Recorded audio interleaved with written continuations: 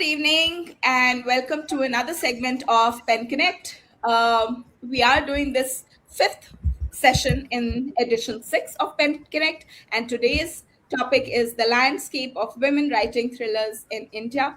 It's a genre that has traditionally been seen through a certain lens, but over time, we're seeing more women step into it, reshape it, and bring it voices and perspectives that are both refreshing and obviously very, very necessary in writing in India today.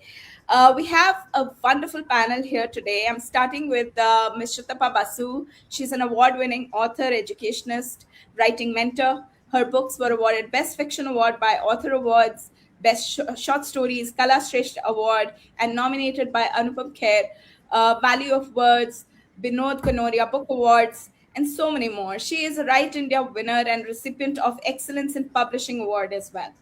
Her historical books are Padmavati, The Legend of Genghis Khan, The Curse of Nader Shah, Parvati Bai. Thrillers are Dangle, The Cursed Inheritance, Murder in the Jungle, Lethal Secret at Lothal. Books for young readers are Princesses, Monsters and Magical Creatures, The Birth of My Nation, The Constitution of India, and anthologies are The Anatomy of Affection and Out of the Blue. Shatapa held administrative and directorial positions in schools and at Oxford University Press, Encyclopedia Britannica, UFIS Learning Solutions. She has authored educational series, The English Route, Emerald Term Books, The English Tree, and English Leaf. Thank you so much for joining us and welcome. Thank you for Next having on me. the panel, we have Richa S. Mukherjee. She is a TEDx speaker, an award-winning writer, an ex-journalist, and ex-advertisement professional. She is the author of 5 novels, 2 of which are headed for screen adaptations. Richa is a blogger and travel writer and contributes to several platforms. Her work and words have featured in publications such as The Times of India, Midday, The Asian Age, New India Express, The Bombay Times, and Hindustan Times. Rolling Stone magazine India featured her as part of a Women in Creativity initiative in 2023, and she serves as the jury for the South Asian chapter of the Ladli Media and Advertising Awards for Gender Sensitivity. She has authored e-singles, anthologies, and audiobooks. Welcome, Richa. Thank you for joining us today. Thank you so Natasha much for having me, Kajal. Natasha is next on the panel. She is an Indian author and entrepreneur based in Pune. By day, she runs an IT firm, and by night, she writes fiction essays published in platforms such as Money Control, Youth Ki Awaaz, and Ishi. Her short fiction appears in 8 international anthologies, and her story, Wind Beneath Your Wing, received a certificate of excellence from the York Center of Asian Research in 2022. In 24, she won the inaugural Asian Prize for Short Stories for the story The White Noise of Lullaby. Her debut novel, Beneath Divided Skies, explores the abducted persons act during partition and is now in reprint. Her latest mystery thriller, Seven Swar, is the first installment in a trilogy with Pan Macmillan India, released early this year. Thank you so much for joining, Natasha, and welcome once again. Thank you, Kajal. Today's conversation is not just necessarily about thrillers as a genre, but also who is telling these stories and how they are being told and what is basically changing in the process. So I'm really looking forward to hearing from our panelists as we explore this. I'm going to be starting with my first question to Sutapa ma'am. You've written across historical fictions, thrillers, and children's literature. When you sit down to write a thriller, what shifts in your mindset and craft? So, I think let me first start off by thanking Pen Mancy and Pen Connect having me here on this panel. Very happy to be here, delighted in fact, and it's also a big thank you to Richa and Natasha for being here with us and Kajal. Your question, Kajal, is what is it that is different when I start writing a thriller? So the first thing that occurs to me when I write a thriller is uh, who is going to be the protagonist. So that is very important to me. And how is it's usually a woman, and how is she going to think? And what is it that whatever is happening around her, all the action is all there. I mean, you'll have dead bodies falling and all kinds of interesting, intriguing things happening. What I always think about is what is going to be her reaction and response to that, you know, and how will she think, how will she go through the layers of whatever she's seeing and get down to the raw bottom of it all. So that is what is always my foremost thought when I start writing a thriller. So more than the plot, it's the character, the The protagonist's character that drives. and the psychologically complex uh, thought process, which is very important. Right, right. So, from an educationist, I'm going to be moving to the person from the advertising and journalist background. Now, Richard, just tell me, how has that shaped your experience in journalism and advertising, shaped the way that you build tension or suspense in your thriller? Oh, Kajal, I had loads of it. I think something that prepares you as you navigate through various careers, and especially I made pit stops in advertising and journalism, is meeting complex people, always having the ability to read a room, and somehow the writer within you marinates. You're collecting these experiences along the way. You have to be patient, you have to be articulate, you have to be a good listener, you have to be a good observer, and the ability to cogitate and not just keep rambling all the time. I think these are things, because I mean, I was always known as the talker and the one telling stories, but I think what being in a certain profession, as Shatapa and Natasha will tell us, that there are so many accomplished women I've met who are such trailblazers in their own respective fields, and then they write such wonderful stories. And I think that is a consequence of how we look at the world. I think there's an innate um, vulnerability and complexity with which women's absorb the world around them, and the way they collect those experiences and how it percolates down into our stories. So whether it's the idiosyncrasies of life unfolding around me, whether it's curious characters, whether it's something peculiar I've observed, which I think later will come to me as a very basic idea of a story. I think there are skills that I have picked along the way by virtue of writing in different formats. That is where the foundation, kind of developed as a writer. Because whether it was unfortunate sounding poetry, which I used to write for my father, or it was, those bylines which used to be constantly corrected by my seniors and editors, or it was advertising where I will have you know that a lot of my, people from the creative end who rejected most of the scripts that, were based on unfortunate sounding briefs came to the account management people. So we've navigated our way through all sorts of writing, and I think that also somehow prepares you. It's sort of a preparatory foundation for all sorts of writing and even fiction that comes later. So I think that was happening, and in addition to that, like I told you, I think every person, every story that they write comes from a reservoir of experiences that only they can, that they have had in their own capacity. And you might be telling the same story, but the way you tell that story is seeped in your, how you see the world around you and how you interact with the world around you. So I think in that sense, all of us, have our unique stories and voices, and, our careers shape that. Right, right. Thank you for that response. Natasha, I'm going to be asking you almost a similar question that I asked Sutapa ma'am, because your first book was, it was a story which was based on a real life incident which actually affected a whole lot of lives, and obviously it was more on the dramatic side. But when you're writing thriller, this book that you've written just now, it's a thriller, and now that you've moved to thriller, how has your process changed, and what changes have you personally experienced when experimenting with different genres? Okay. So, Seven Spur is a sort of a historical, steeped in history. So there wasn't really a lot of difference when I was researching for whether it was the Divided Skies or the Seven Spur, because there was a lot of historical base, which was sort of the bedrock of the thriller. So, what dramatically changed from writing, sort of a drama piece versus writing a thriller piece is always the pacing of the of the character, of the story. And so Beneath Divided Sky is a more serious sort of book. So there is less leeway to have sarcasm or humor, or sort of observations by the protagonist, which are, you don't want to play around with that. Whereas in the Seventh Sword, I had a lot of leeway, because firstly, my protagonist is from Bombay.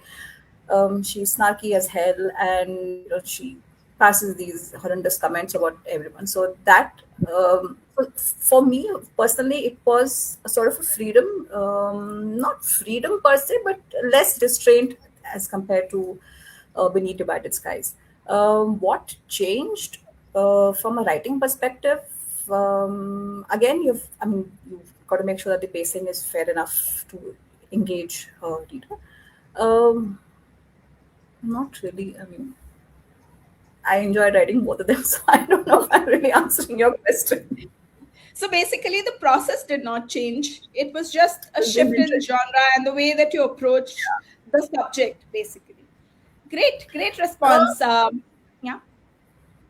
I just wanted to point out that even in this, there is some amount of genre blending. So I can't really say it's a very strict. Strictly. It doesn't stay in the thriller lane all the time. Correct. It does have elements of drama also. Okay. All right. Great. Thank you so much. Satama ma'am, in your books, The Lethal Secret at Lothal or The Cursed Inheritance, these are all basically, seeped in history as well. How do you approach research without making sure that the narrative does not slow down at all? So, as far as research is concerned, I have to totally, research the entire what can I say, the background of whatever I'm writing. Now, both the books, I just took the books. This is Lethal Secret at Lothal, and this is The Cursed Inheritance. They both have a very different genesis, because Right. The Cursed Inheritance has paranormal, actually, Right. as Right. it's the source of all the mystery and everything behind it. Correct. So there I did a lot of research, firstly about mansions, because this is it's about a mansion in Kolkata, Mansion. which is talking to the protagonist. So so I did a lot of research about mansions. I did a lot of research about tantric rituals, because that is also there as a part of this. So like Natasha said, that a thriller does not, till now, especially thrillers which are written by, I have to say, male authors, they completely focus on the action, and the speed of the action. Right. And they don't really delve into other themes, which, as Natasha said, I have also integrated other themes into my mysteries, my adventures, Right. and my thrillers. For Right. example, the inheritance is about a mansion and the secrets a mansion holds, and the mystery, the adventure, and there is a paranormal element to it as well. Right. When it comes to Lothal, this is, obviously, Lothal, and Yes. a lot of the Indus Valley civilization and the heritage that we carry, as Right. well as the fact that a problem that is a criminal problem that is very much a part of our nation right now, and has been a part of our nation for a very long time, even during the colonial times. A lot of our artifacts, a lot of our relics have been taken away from this country, and they are displayed in museums like the British Yes. Museum and other museums Right. abroad. Right. What is provenance, and how were they taken away? Nobody wants to know. Nobody wants to question. And there are, right now, when the investigations are happening, a lot of those relics are now being returned to India. So that is also something which is a part of this book, where I'm talking about the heritage looters, I would say, heritage trafficking. That is Right. very, very, very contemporary. It is still now, even now, it is happening a lot. So how can that be? How can that be prevented? And the work that archaeologists are doing. So this book is a lot, because the protagonist is an archaeologist. So Okay. that is another thing I wanted to also say when I'm talking about protagonists. I generally, all my detectives are ordinary people. from the street. I mean, they may be professionals in their own, professionals in their oown jobs and so on, but they're not detectives, Right. true blue detectives. So I believe that every person, every whoever can think and can think in layers and go beyond what is just their job or task, can be a detective. Even in my the other book, Murder in the Jungle, which is actually meant for uh, young adults. It's meant for Right. it's Yeah. for children who are 4 children from school who actually are finding out about tiger poaching in a Nagarhole forest. Again, what I have constantly said also in this book, try to sort of promote it, is that you don't have to be a detective. You can be a sleuth even without having the training of a detective, because it's all just common sense basically, and how you can logically sequence what you're seeing, what you're hearing, Right. and anything that is unusual. So that is so. My research, as you said, it definitely covers the background, the setting of any of my books. In fact, this book Nagarhole, I actually visited Nagarhole. So a lot Okay. of the a lot of people told me that you've given such pictures, descriptions. Those are descriptions of what I had actually seen. So Okay. I also do that. My research also includes actually going to that place and seeing it, because you get impressions which you will Right. then definitely put into your book, and which makes the book Correct. more animated, more alive, Even and more authentic. Yeah. absolutely people get drawn into it. They then Correct. become Lived a in. part Yeah, of it. it's very lived in. Yeah. Right. Right. Thank you. Thank you so much for that. I'm sure people who are listening must be getting so many tips that they can also go ahead and incorporate in their writing. Moving on to you, Richa, now that some of your work is getting adapted to, visual media, do you think that now your writing has become a little more visual? Do you see that switch being made, or is it the same? So before I answer the Uh, question, since this whole session is about how women write thriller. Hello, am I audible? yes, Yeah. yes, yes, we are. Yeah, we are Okay. able to hear. Yeah. So before I answer that question, because we are talking about the way women write thrillers, it is such a testimony. Like everything that Natasha and Shutapa said, and I'll contribute to that as well. That it's always a melding of various emotions and genres. Women Right. don't, the way they write, they don't like to be straight jacketed and compartmentalized, saying that if life on a daily basis offers up so many emotions, then why should thrillers be any different? So True. the fact that they have written the way they do and married so many different emotions, and that's the way we look at the world. I mean, we're that wholesome and keen in the way with which we approach life. So my books, the entire series that I've written about Kanpur Khufia Private Limited, which is the one that's going to screen, has a part Right. 2 called The Curse of Kulthara, where there's a little bit of a paranormal element, like Shutaba was mentioning in her book. So I think, and this is a combination of humor and thrills.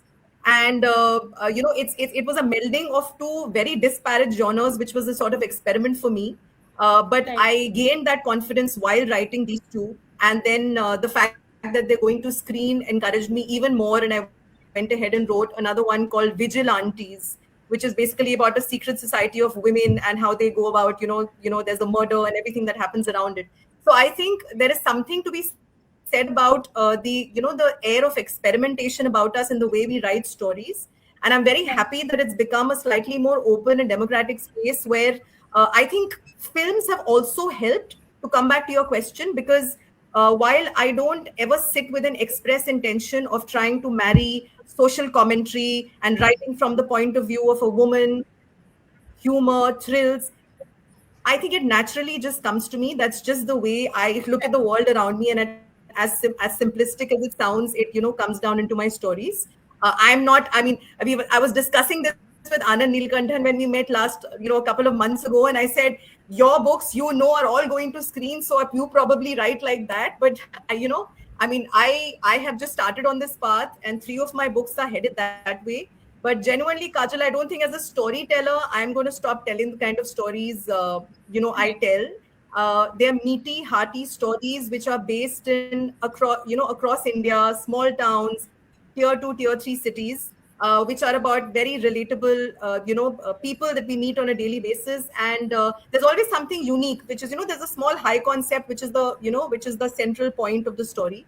And I believe as long as I continue writing in this way, there's something that the producers are seeing, there is something that the masses will like in this. The purists will look at it and say, books aren't meant to go there. This is a very isolated medium. They're not meant to transition to the big screen. But honestly, I don't over intellectualize all of that. As long as we can tell the stories that we want to tell in the most authentic way that we can, bringing together experiences. Like initially, when I was writing about a Desi detective, everybody asked me, who the hell wants to, talk about, hear the stories of this oily haired detective from Kanpur? Because when you're speaking of, detectives, nobody thinks of Byomkesh Bakshi. They think of Sherlock Holmes, and I doff my hat to Arthur Conan Doyle and all the other detectives, that shaped me into the, the way I write. But I genuinely thought that there is a space for owning, why not? Why not a Desi detective? So, I think the reason, there is an interest as far as book to screen world is concerned is because people have understood the beauty of stories coming from every corner of the world and how they can be taken to, masses and enjoyed that way. So my storytelling has not changed. And frankly, Kajal, they don't look at the writers once the rights have been bought. They pay you the money and then just say, thank you. Now us publishers will take over. But so I just quietly put my head down and write my stories. So my style will not change for sure. Okay. All right. Great. I think Agatha Christie has shown the way by having Miss Marple, just an old woman who lived in a village, as a detective. So Right. why not from an oily-haired detective from a small town? Right. And talking about detectives now, I'm going to be moving to Natasha, and it's like a two-pronged question that I have for you here. One is your writing always has some emotional undercurrent. How do you balance that when you're writing a thriller? And the second part of this question is, how did you manage to insert humor into your thriller with the Seven Swar? Okay. Um, so humor is usually a part of everything I am doing. In fact, I was just talking to my friend Khushbu Shah the other day, and um, I was crying about something, like literally crying about something. I mean, a part of me was crying, another part of me was like, are you still at it? Are you still crying? Oh my God, how long am I not crying? So humor is such an intrinsic part of my personality that I don't think I have. I mean, I know there's a time and place, and I understand that concept loosely. So I do try and use humor in almost all situations.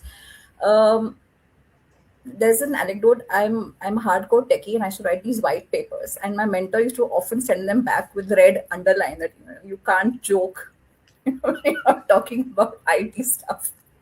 So, so for me, not putting humor is a bigger challenge, which I found it a little difficult in Beneath Divided Sky because of the topic. But so infusing humor in thriller, I think since mine is more of a mystery series, having humor is a very essential part of, at least for me, is a very essential part of the mysteries that I have grown up reading. And I think you can have a book bereft of humor, but it would then it has to be very tight, and you have to have like a concept. But for me, anything that has and can ideally should have a humor. What was your first question? I have forgotten it. Emotion, inserting emotion, having emotional undercurrents in your thriller. Um, okay. Now, when you write about women as a woman, emotion colors everything in our life, whether it is as simple as what to cook for today, or answering the question as what, or getting answer to a question to what to cook today, or what do you want, where do you want to go. So for me, emotions come very naturally in my story. So in the genre, it didn't matter to me whether I was writing thrillers or not, because at the end of it, my character Satyadarshi, or her family friends, or her best friend, they all have lives, and as women they all have lives where emotions play a very important part. In fact, it plays a very important part in their day-to-day existence. So because these characters have life, I think emotions have to be a part of it. I don't really believe in writing thrillers which sort of separate or chaff out the humor or the emotions that come into it. For Right. me, I think it should sort of be a blend of everything, because I mean, even if you are a real detective, it's not that you're not going to have a bad day. You could have a bad Right. hair day, and that sort of sets Right. your whole mood off. So, I mean, how do you not have emotions in a human being? Right. Right. I mean, if Right. they're Well, robotic.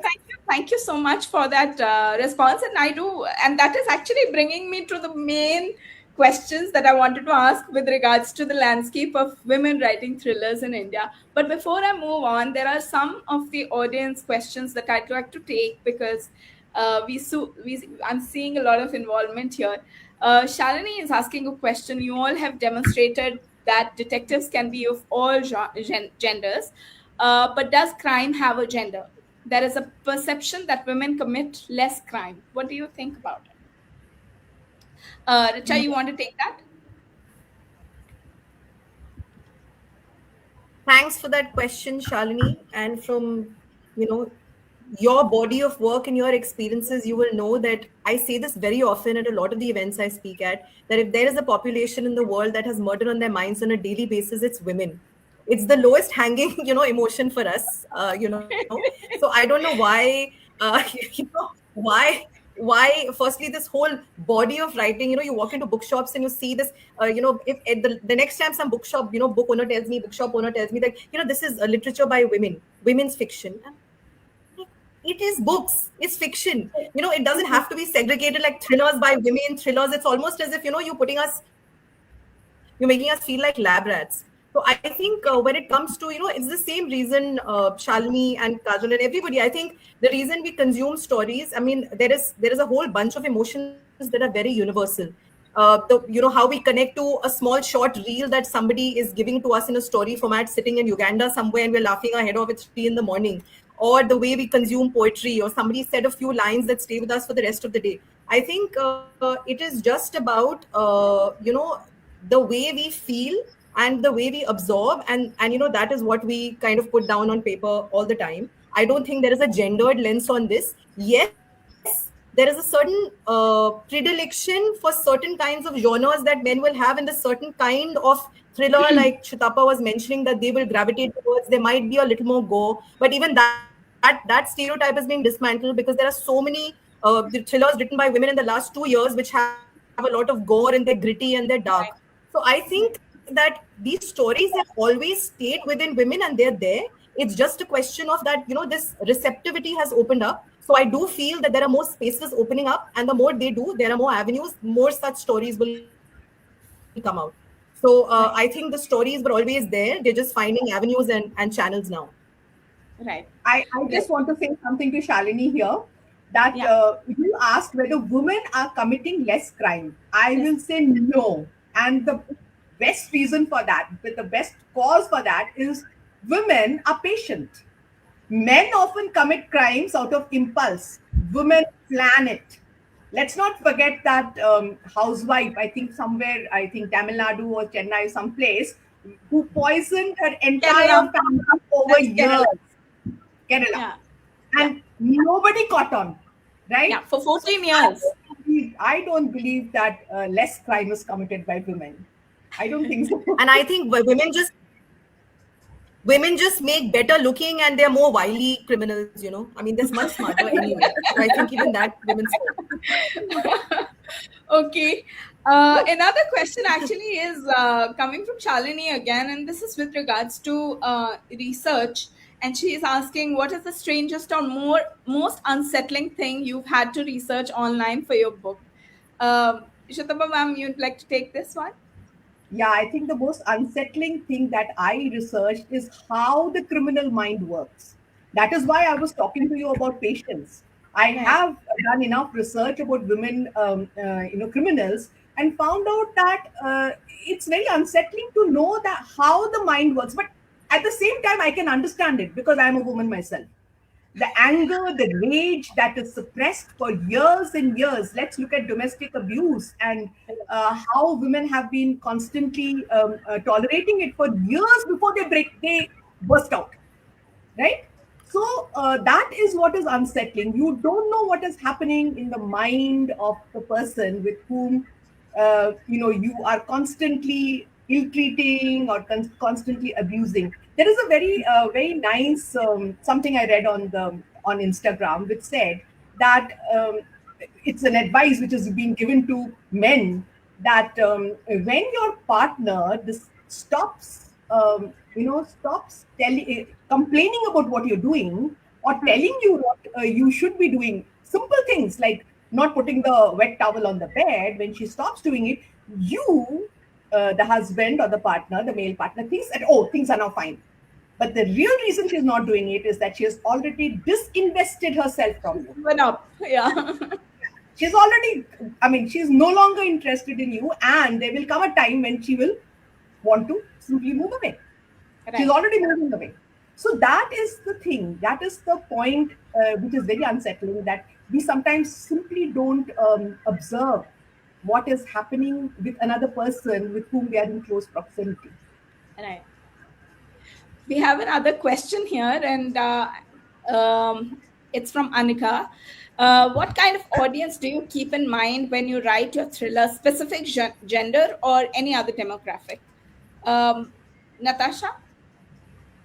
Anyone who can read. Anyone. For me, anybody who can read is an audience. Right. But specifically, if you want me to get into it, no. I've read books by women, men, even children, and now even Right. AI. No, I think this question primarily is coming from a space where Richa just a few minutes ago mentioned that, when you go into a bookstore, people will lead you to a segment which says women's fiction. So if there is something like that, a women's fiction which is catering to only the women readers, then do you think thrillers also come into that category? I think that's probably what she's trying to ask. I don't think any genre is gender specific per se. How Right. can I? There are men who write fabulous rom-coms. So should I say that it's only a women's forte? No, it's not. And there are women who write fabulous thrillers. No, at least for me, I think a reader doesn't really care what the genre or who the writer is, as long as the book hooks them. If the book is Right. hooking enough, the book is interesting enough. When we were very young and then we used to go to libraries, I don't think I even looked. I didn't. The names were so different for us. We didn't really know whether the person is a male or a female. Yeah. Yeah, I used to just pick up the book and we used to read. It was much later that I came to actually, ye aadmi tha, ya, ye aurat tha. Because for me, I think a book or a story, if it's enough to keep you interested, if it's enough for make you miss meetings or forget about food or forget about your child screaming in the background, that's good enough. It doesn't matter if it's written by a male or a female. So I don't really think we write for any gender. We write I think for the Richa gender. has something to add to it. Yeah, I'll just add to that. So see, it's a question of biology. Some things, there is a certain predilection as far as, far as men's reading habit and women reading is concerned. So that is the case, that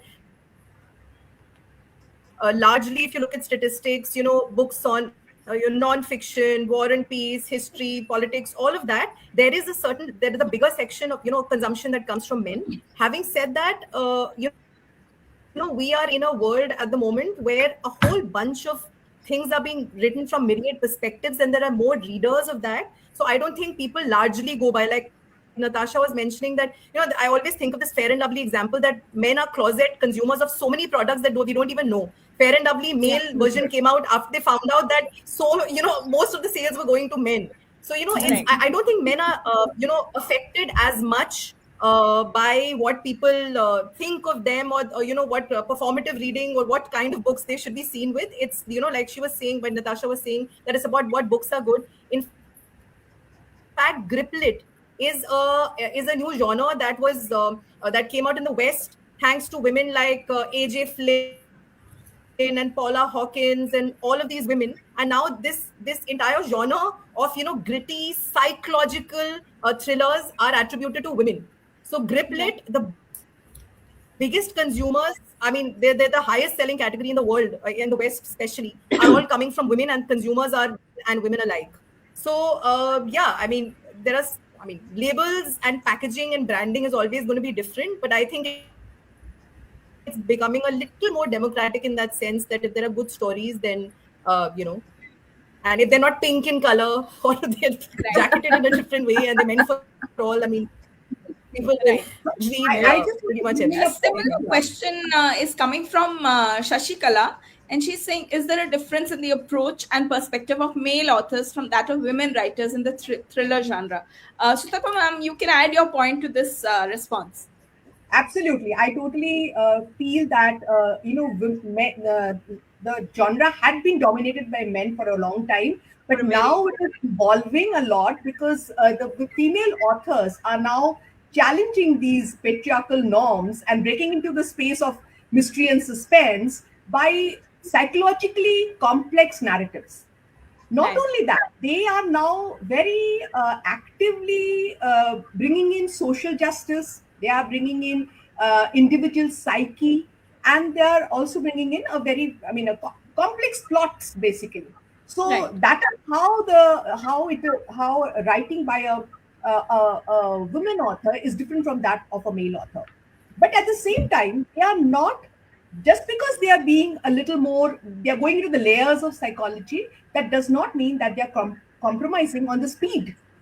So it's as fast paced as the kind of thrillers that men also write, and as much descriptive, detailed as men also believe in. For example, I would say that in this Lethal Secret at Lothal, there is a gunfight, and like you just spoke about the research, I had to really research what kind of guns, how will the, so I had to do that research. But then there is this very, very actionable gunfight that happens right in the middle of the story.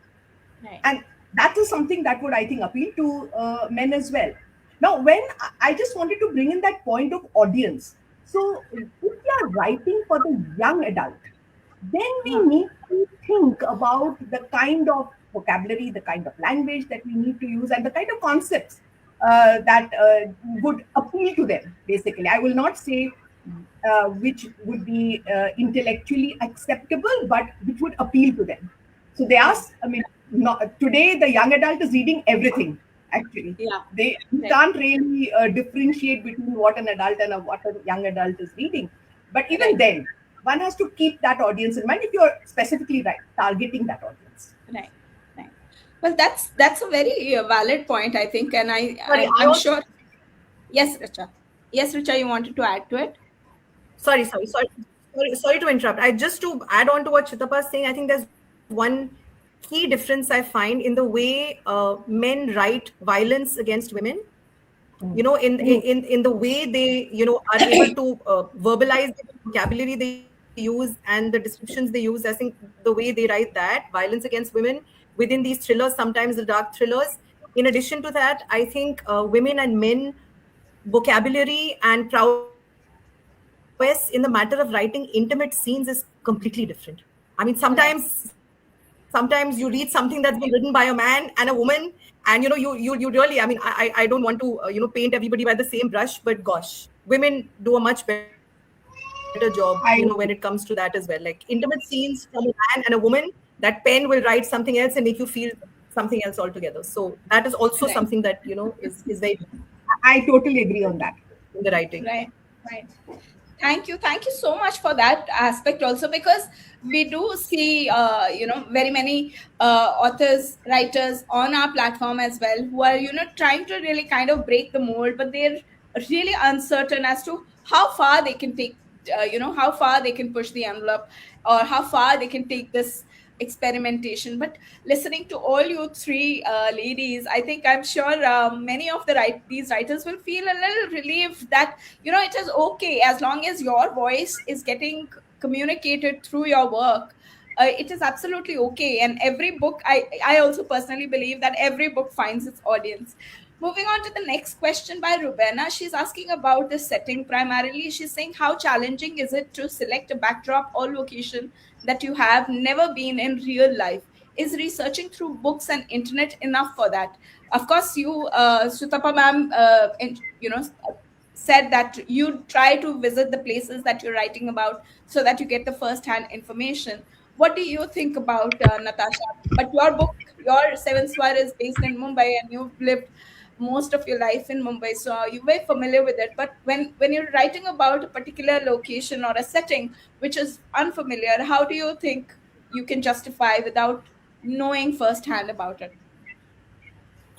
When I was writing my short story, The White Noise Lullaby. It's based on the Rupkund Lake at Uttarakhand, and I've never been there. I've heard about it. I've seen pictures of it. So, when you write about a place which is unfamiliar, and as a writer, if you are obviously not, you can't go everywhere you write about. The way out is to not only through books, because books can give you, your imagination can sort of cover up or make up for the landscape that you're trying to imagine. But I think the best way out is to watch documentaries. There would be documentaries about the place that you've gone to. I have for the specific book, specific story that I was talking about. I watched fabulous documentaries on National Geographic. I think The Dead Can Speak, and when you actually see people walking on near the lake, they're stepping on the bones are crunching. It sort of creates an atmosphere in your mind. So when you see it visually, it's easier for you to reproduce it onto paper. So for me, at least, maybe I am more visually driven. So for me, it would be always important to see. I have to see the place. Whether it is through my own eyes or through somebody else's camera, but I have to see that place. And that is for me that sort of puts everything in perspective. So when I write about the location, I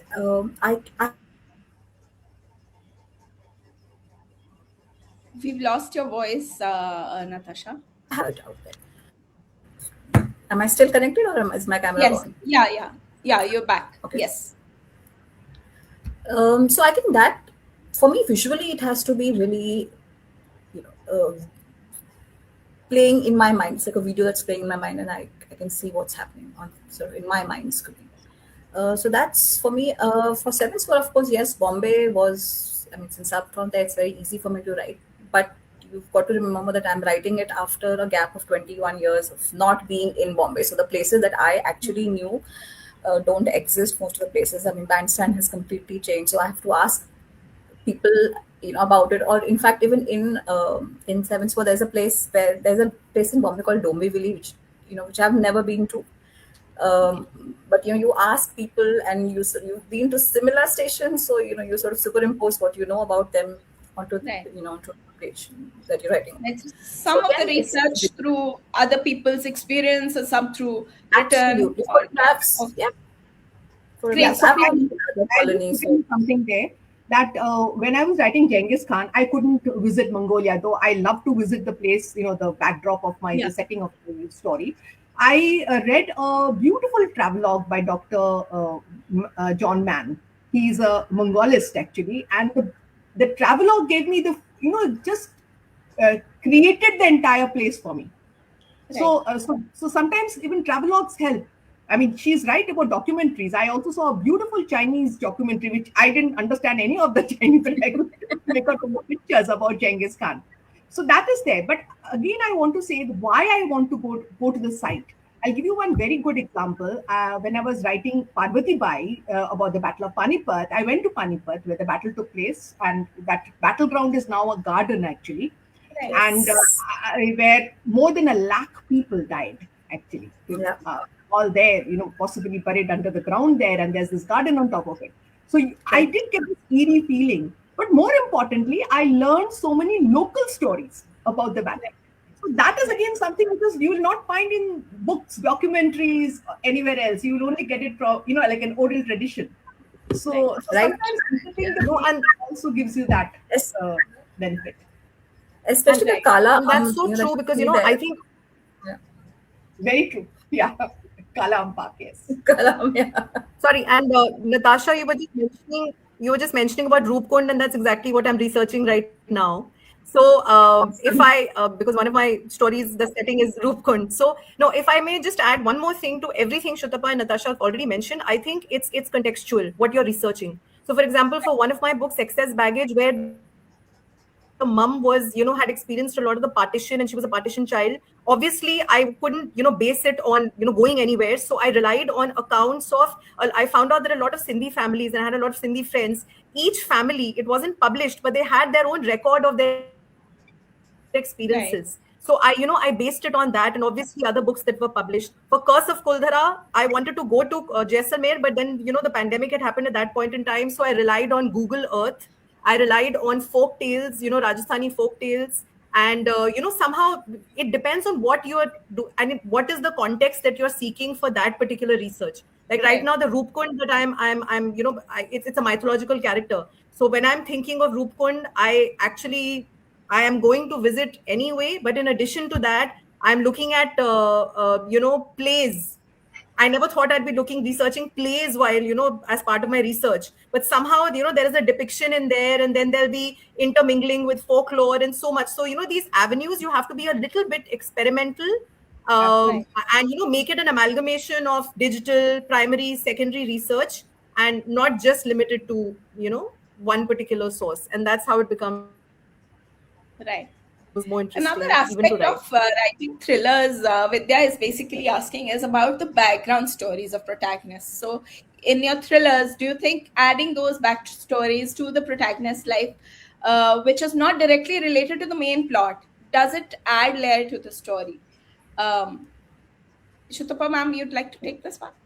Yeah, absolutely. Otherwise, how will your reader identify with the protagonist? That is what you want. You want the reader to identify with the protagonist, and as the protagonist is detecting and sleuthing and investigating, you want the reader to do the same. So you have to have the backstory. You need your character builds up on that backstory. So it is the way you integrate that backstory is what matters. You can't have a chapter, completely dedicated to the backstory in a thriller. So it has to come in through conversations, dialogue, something that she's thinking, and so on. That is how you build the character. And anyway, character should be built that way. It's a typical show not tell. So it's very important. It's very important because it's more important because that is where you're building the protagonist and you're bringing the reader into your story. Right.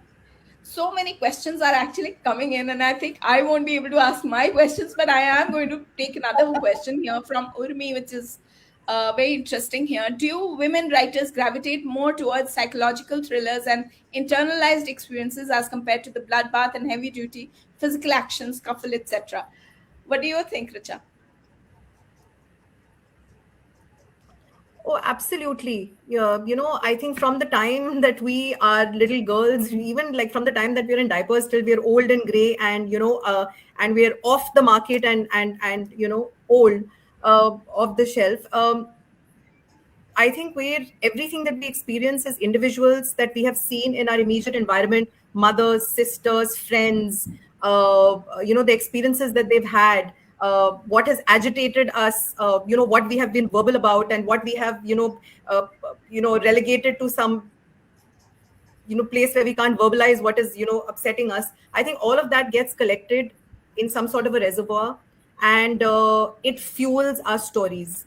And this doesn't mean that all of us, need to scream from rooftops. I think a lot of, a lot of political writing and a lot of meaningful social commentary can be guised in humorous stories. It can be guised in very personal experiences, and a lot of this activism doesn't need to come with belligerence and shouting from the rooftops. It can come through very subtle social commentary and writing.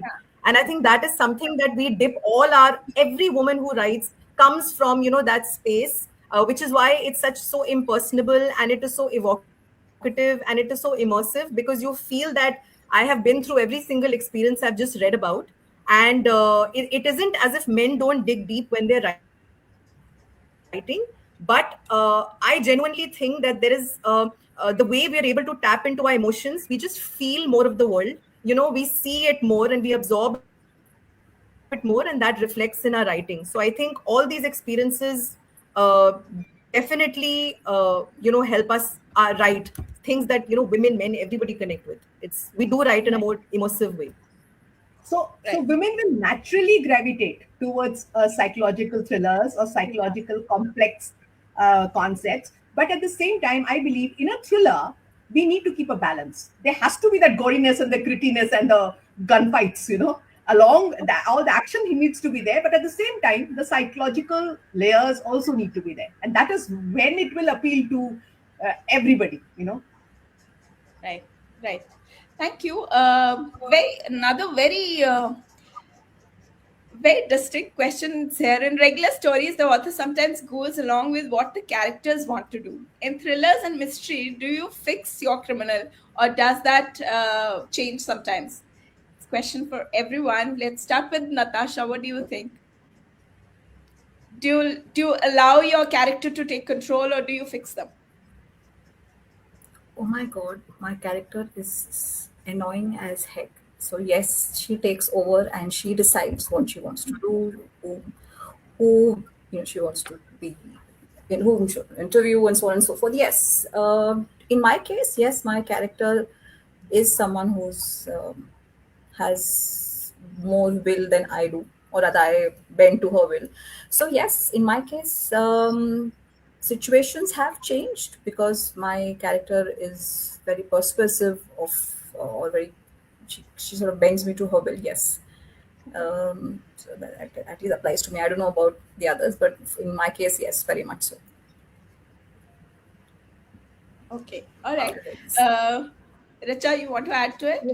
Yeah, I don't believe in gentle parenting, so I feel the same way about my characters. It's a little bit of a give and take, but I like to think that I'm in control. But especially when so I write a whole bunch of things. I write family dramas and I write contemporary fiction along with the humorous thrillers. But especially when I'm writing thrillers, and I need to be a little more disciplined about bringing everything together in the end, how it all needs to fit in. In fact, my husband takes control because he's my first editor, and Stephen King had said that you'd always have to have that one ideal reader. For me, it's my husband and my sister. My sister number three out of all the sisters, and which also leads to a lot of family feuds. But yeah, sometimes you need a dispassionate eye.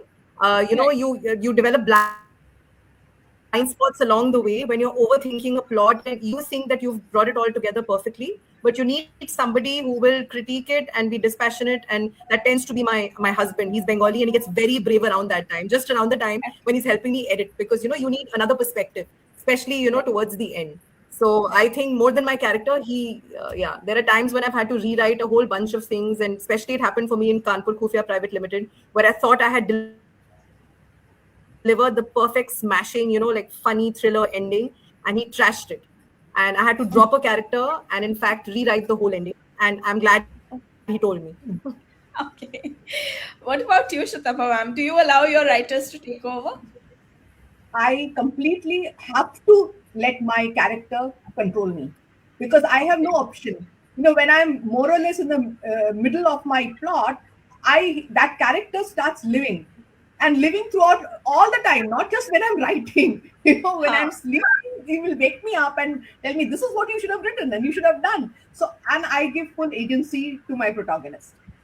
But as what we just said is also very important. After I finish what I think I have done a good job, I will always hand over my manuscript first to a beta reader. And like she says, I also have a sister who is a very good beta reader. So she is the one who will tell me that this is not working or that is not working. And then I also give it to people outside, friends, who I know will give me a very dispassionate, impartial kind of viewpoint.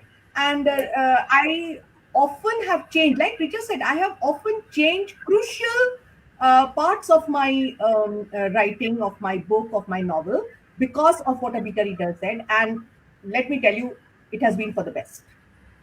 Right. Right. Thank you so much. Another one here from Deepthi, and she is asking, how do all three of you keep the twists in your books coming? When do you feel that it could turn into a twist too far? Okay, who wants to take this? Natasha, you want to start?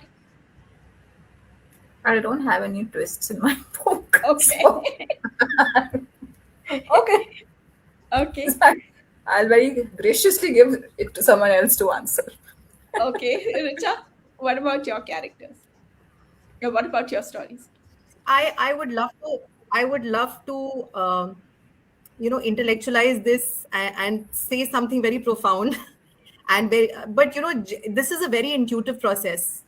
It happens through the passage of writing it. There are times when I'm surprised by where I think a twist needs to appear, which is not even pre-planned. So I genuinely feel that as long as I've made a framework, I'm a combination of a pantser and a plotter. So I create a framework, and I feel that while I can go willy-nilly when it comes to writing a few other kinds of fiction, when I'm writing thrillers, even though my thrillers, like Natasha said, my thrillers are not I have written dark thrillers, but when I naturally lend mixed humor with my thrillers. So when you are writing that sort of plot, you have to ensure that the story is conducive to mixing of humor in it. So that doesn't mean that I don't have dead bodies. That doesn't mean that I don't have surprises along the way. It just means that it is a palatable kind of humor, right? In my Right. last book, in Vigilantes, there are I mean, I don't want to give out spoilers, but there are 5 women who are handling a dead body, and I'm making jokes about it. So I have to be cognizant of the area within which I operate, which means I will not take a very dark, gritty, serious kind of thriller, which where I can't mix humor into, because that's so when I'm doing my selection of the story, I try to make the context and the characters conducive to mixing of these two genres. But as far as the twists are Right. concerned, I genuinely feel those I've managed to do those as well. In fact, The Curse of Kudara had such a crazy twist at the end that most people were speaking not about the story and the characters, but the twist. So I think a twist can appear. It's all about creating the unexpected at the moment. When it's not meant to be there. Right. But I let that be very intuitive. I don't overplan it. There will be twists along the way which are conscious, and then there'll be one Right. which actually surprises you as well. So it's very intuitive, at least for me. Okay. All right. Shatapa ma'am, what do you think? So my twists usually go across the plot. So every one of my chapters, I make sure it ends in a cliffhanger. So there is a suspense always at the end of the chapter, and then so people want to read the next chapter as well. The other thing that I use to bring in a twist is to have a decoy.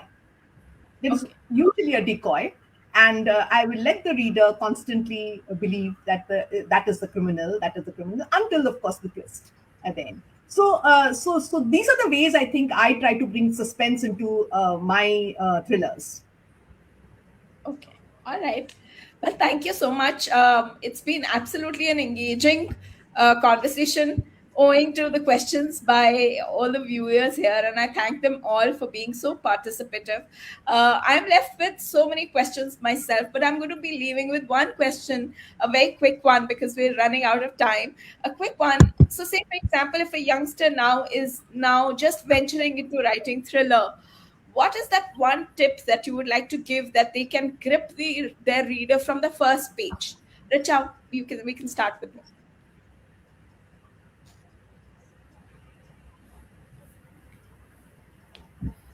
Uh, Something, honestly, again, this is purely dependent on the story. There's not one rule that fits all, or it purely depends on what I'm trying to create intrigue by. But the usual rule of thumb is that it is something unexpected. If it's a character, it's something absolutely uncharacteristic. If it is a certain behavior, it is something that is abhorrent to you, and you suddenly just see it and as the opening line.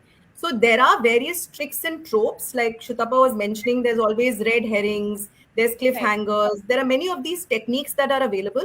But I genuinely feel, as long as you can, firstly, I think the selection of the topic for somebody who's entering the genre, it's emulation is not the same thing as imitation. So if you really, I have consumed the genre since I was a child, like many other genres, but that doesn't mean that you need to be like the next person, or you need to be AJ Flynn or Agatha Christie or write in their style.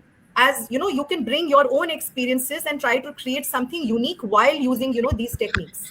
And as long as you are maybe you bring some interesting story from a folklore that nobody's ever heard, or you for example come up with some bizarre concept, like if you've seen, there's so many examples now where people are killing off family members, and My Sister, the the serial killer, and there's so many beautiful. In fact, I'm actually doing a workshop on this sometime, a couple of a month later, where it's about all the unique stories within your own environment that you can bring forth to create that unexpectedness, and that does not fit into anything anybody's ever read. So thriller is one genre where I think there are lots of rules and regulations, but as long as you are keeping the unexpected and absurd alive, to capture that attention, and then saying it in your own unique way and keeping the twists and turns going, it works.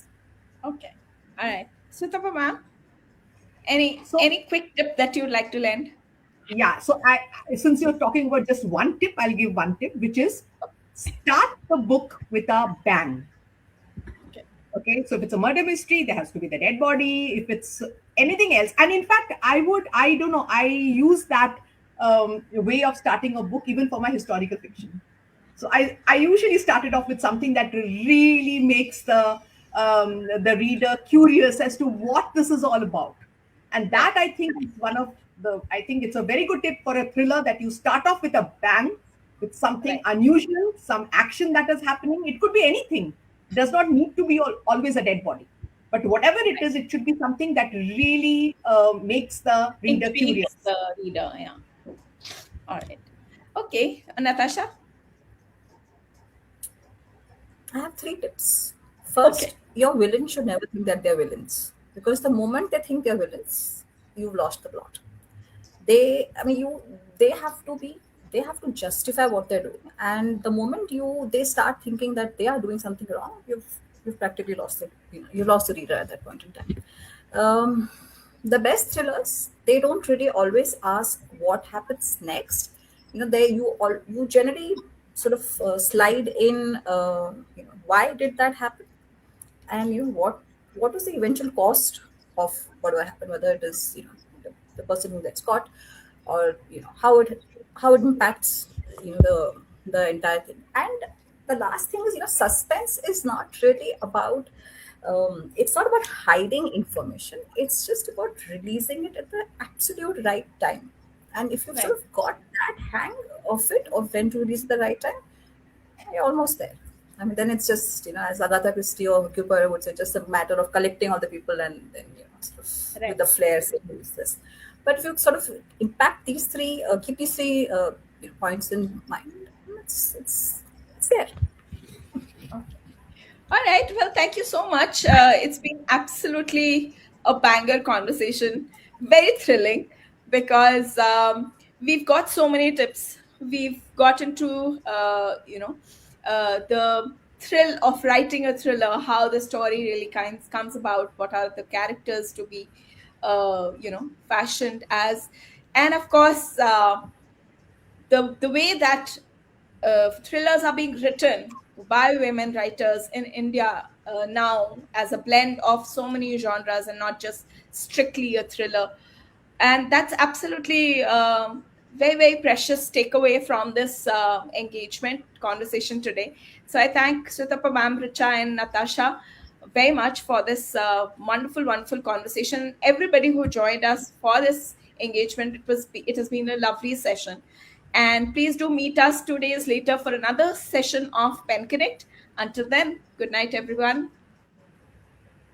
Thank you so much, Kajal, Richa, Natasha. It was wonderful meeting you all and talking, with everybody. Thank you so much. Thank you.